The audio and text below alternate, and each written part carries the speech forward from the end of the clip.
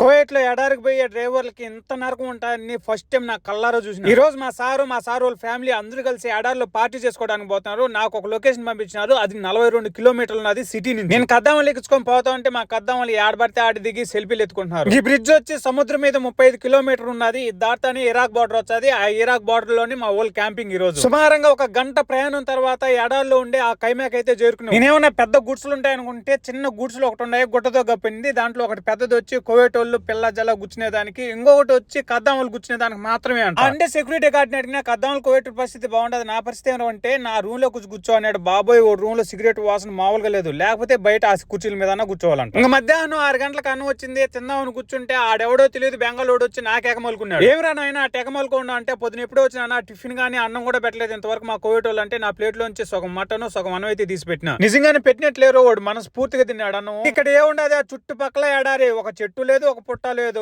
మా కోవిడ్ వాళ్ళు పోయినంత వరకు నా బతుకు కారులోనే.